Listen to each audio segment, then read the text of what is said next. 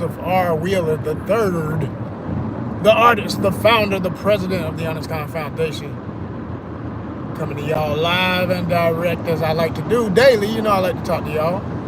If you're not new to the channel, you know. If you're new to the channel, make sure y'all go ahead and hit that like button, hit that subscription, hit that bell so that you get all the notifications. You'll know when we going live. You'll know when we putting up content. You'll know, you will know, you will know. All right? Beautiful fall weather we getting in Atlanta. I decided to put on my Biggity What Is It ONYXCON fishing tournament jersey today.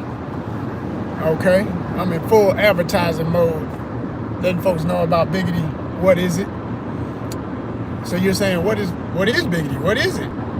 So Biggity is a film, an ONYXCON original film, all right? And by the way, we are a nonprofit 501c3 nonprofit arts and creative lifestyle organization.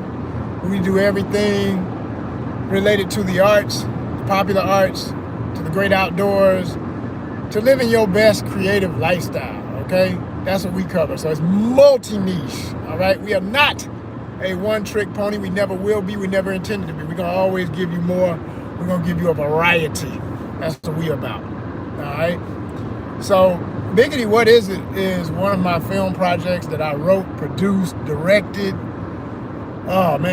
cast, did crafty, did catering.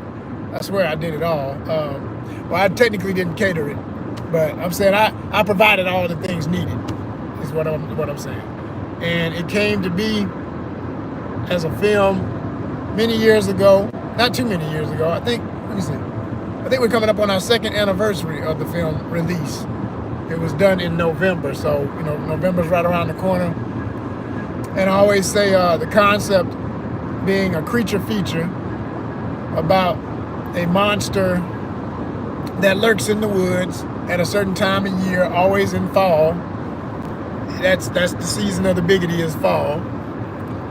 It happens to coincide with a certain person's birthday. So from September, shout out all my Virgos, September through like November, that's the time of the Biggity. And this creature is extremely dangerous and territorial. And there's an older gentleman and his life companion that live in the region of where the creature dwells. And every year they try to keep people from being there if they ain't supposed to be in that area, but you know, people don't listen. So they get caught up, and ergo the creature feature horror type element of it. Now, I originally wrote that film as a full feature-length film, 2-hour movie, right? And copyright, all that good stuff.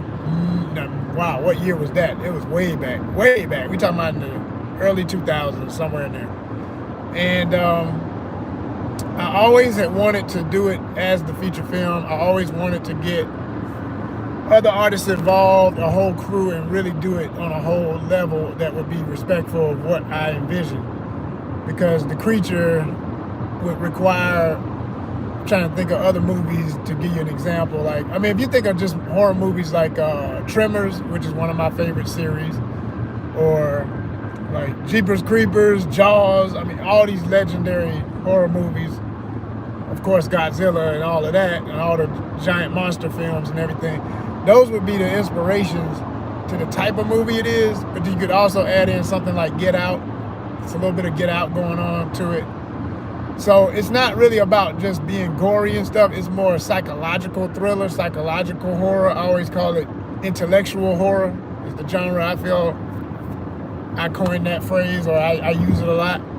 And I apply that to a lot of movies that fit that bar. Like I just mentioned, Get Out, or any of Jordan Peele's work, always on point like that. Candyman, you know what I'm saying? Stuff like that. So, you know, spooky season, heading into Halloween, I thought I would let y'all know about that. I was in the vibe to let the world know about it. Like I said, I'm going to be a walking billboard today. I'm going to be letting people know. I'm going to a movie set right now, actually, so doing what I do in that part of life. And I hope to be doing that regular, not taking no more breaks. I'm tired of having breaks between. I want to just stay on set, always doing some work in the film biz. That's new. That's goals. That's goals. And we're going to get them. We claiming it, y'all. We claiming it.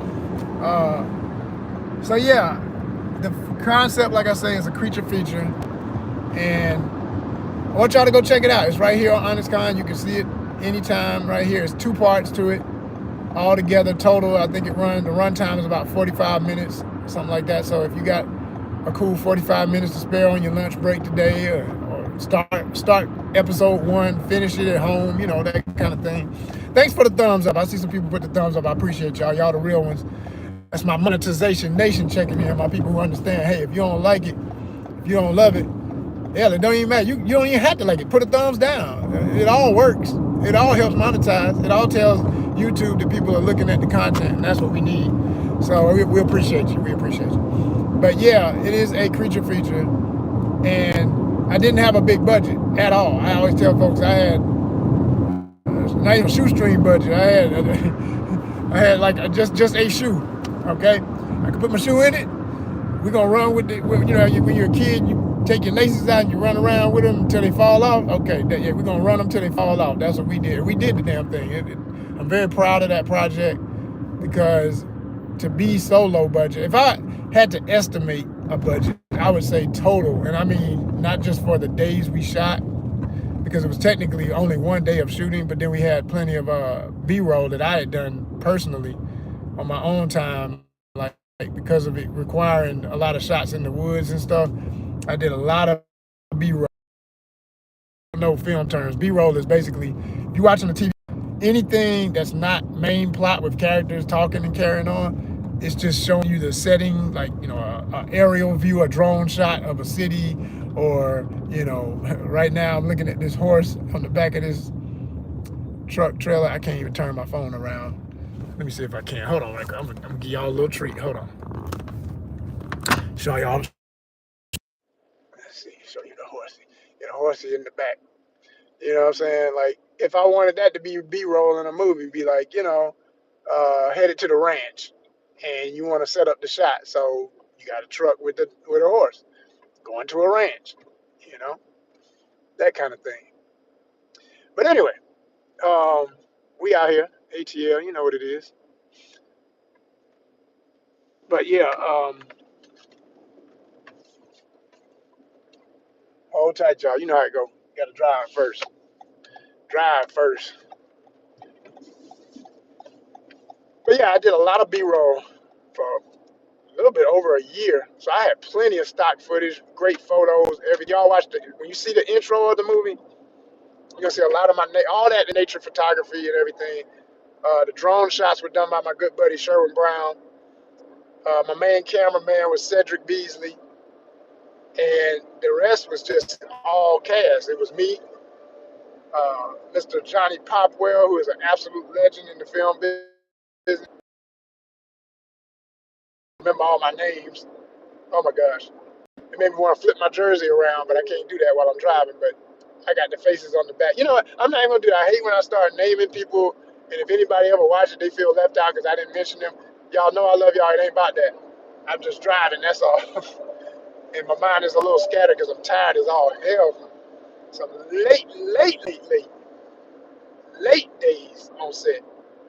Like, anybody who wants to do film, for real, you serious about being in the film business or ever got curious, get ready for the longest days of your life. Like, it's a business where, I'll never forget, I saw this cartoon. It pretty much summed it up. And as I talk about this, shout out to India, because it was a cartoonist that depicted like an Indian mom. She had her traditional garb on, and she was fixing breakfast. And there's a little boy, her little baby, obviously her son, sitting at the table eating his breakfast. And he says, "Mommy, who's that strange man that comes home in the middle of the night?" And then I woke up and saw you kissing him goodbye. And she just laughed and kept fixing the meal. She said, "Baby, that's your dad. He works in the film business." I said, "Oh, hell yeah. That's a real one right there." I don't remember who the cartoonist was. I wish I could give him credit, but I literally saw that posted to a wall on a studio. I was at a studio, and somebody knew it was funny, and everybody would relate. So they just taped it to a wall in the studio. And I was walking by and saw it, and I fell out laughing like, that's some real right there. But no, it's like, it can be like that, and then you can have short days too. But depending on what the project is, if it's a movie or a TV show, most people have not even an inkling of an idea of how much work and how many moving parts. Like when you see, I always say, when you see them credits rolling at the end of a movie, please respect that. I mean, I don't expect you to sit there and watch them. I don't watch them either. I mean, unless it's a Marvel movie, we all waiting for the end to see what's on the Marvel movie, right? But in terms of just understanding the amount of work, the hours put in, and that, tons of work, y'all. I'm talking about physical labor, mental labor, every aspect. I always say too that film encompasses every one of the arts. And my definition, the ONYXCON definition is the arts are any and every creative expression that ignite, activate, stimulate your senses. And I mean all your senses, your five senses and your sixth sense, your spirit itself. Okay? So everything from, your touch, sense of touch, smell, taste, everything. Like some people say, well, I taste it. Do you know how much food is prepared and brought to a movie set or a TV show to keep the crew going, to keep the fuel of the engine, so to speak? It's amazing. It's like, it's so much that has to be prepared. And I hate to say sometimes wasted because they over prepare. And, people like what they like. So maybe one thing gets totally eaten up and the other thing gets left. So I don't like that part. And there are sets that try to, do meal programs with local homeless communities and stuff like that. And I love when they do that, but it's rare because there's so many legal provisions about that where they can't serve, food goes bad after about an hour. Any kind of food, that's just general rule. And if it's perishable, that's it. You can't be serving it. So if it's not a local, like truly local food bank, like something right around the corner from wherever the set is, they can't serve that food. And so that's a hard part about it. The other part is sometimes, food is used as a prop. And I've seen so much incredible food go to waste because it's literally just for a scene. It's just supposed to be on camera and that's it. So you can imagine, it's a lot. It's a hell of a lot. But like, there's a lot of people, a lot of moving parts. When I say moving parts, like every time there's a cut and they gotta make a move, company on the move, as they say, we're moving on. It's like, oh man, it's pandemonium, but it's organized pandemonium. It's like a bunch of ants. Everybody's going every which way. Everybody gotta look out for each other. Safety first, which isn't always observed, but that is the way it should be. It's a lot to it. It's a lot to it, y'all. Like being a PA, which is what I'm doing right now anyway. Production assistant. You gotta keep yelling out points, points, points. Points just means anybody moving something that could bump into somebody, cut somebody, hurt somebody. You yell it out so that you let people know something's behind you, something's beside you. Pay attention, be aware, work safe. That's how it goes. So now it's a whole lot. It's a whole lot. But anyway, back to the main thing of what I got on here to talk about. My movie. I want y'all to check out Biggity, all right?